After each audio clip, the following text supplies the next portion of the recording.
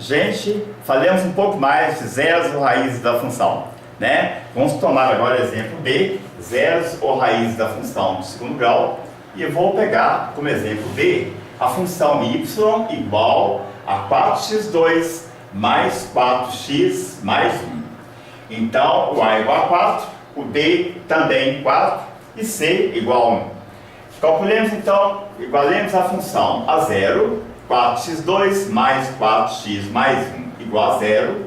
Eu tenho aqui então uma equação do segundo grau, em que eu tenho que calcular o discriminante representado por delta, B2, aqui no caso B é 4, menos 4 da fórmula, vezes A, vezes C. Então eu tenho que o delta é igual a 16, 4 vezes 4, 16, vezes 1, 16. Aí delta é igual a 0. Não tem nenhum problema, porque 0 é um quadrado perfeito, 0 tem raiz real. Raiz quadrada de 0 é igual a 0. Vamos então à forma de Bhaskara. X é igual a B com sinal trocado, mais ou menos raiz quadrada de delta, sobre 2 vezes o A. Então eu tenho que x é igual a B com sinal trocado. O B 4 positivo, logo aqui fica menos 4. Mais ou menos raiz quadrada de 0. A raiz quadrada de 0, como eu já disse, é igual a 0. Sobre 2 vezes o A. Dessa vez, o A é 4. Então 2 vezes 4 é igual a 8. Então eu tenho que menos 4 mais 0 dá menos 4. Menos 4 menos 0 também dá menos 4. Então, as raízes aqui são raízes reais iguais, ou uma única raiz que eu chamarei de x' igual a x duas linhas, que é igual a menos 4 sobre 8, menos 4 oitavos, simplificando a fração, dividindo numerador e denominador da fração por 4, eu tenho que as raízes reais iguais são 1/2. Disse então que a função admite uma única raiz real ou que admite raízes reais e iguais. Está na mesma.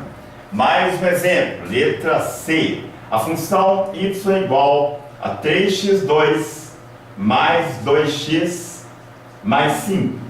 Então, o A é igual a 3, o B é igual a 2 e o C igual a 5.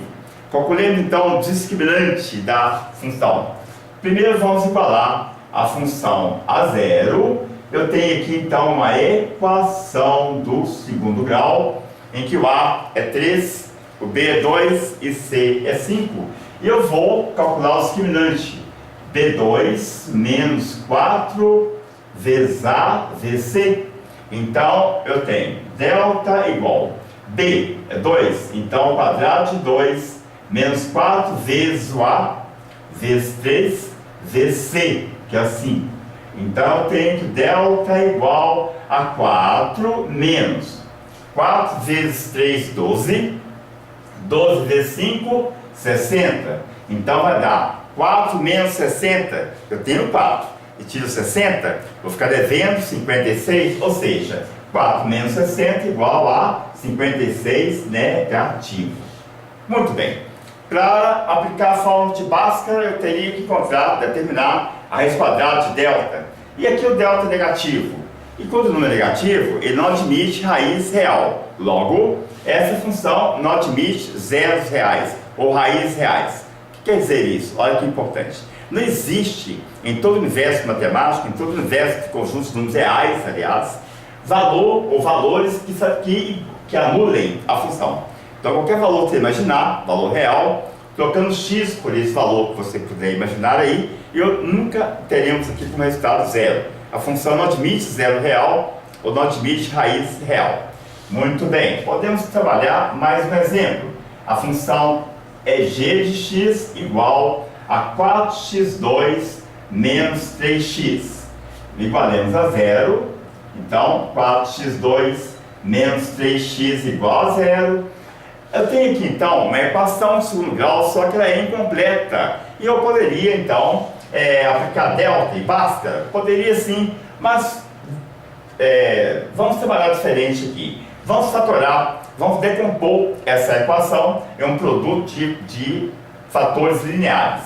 Ou seja, colocar o x, que é o fator comum, em evidência.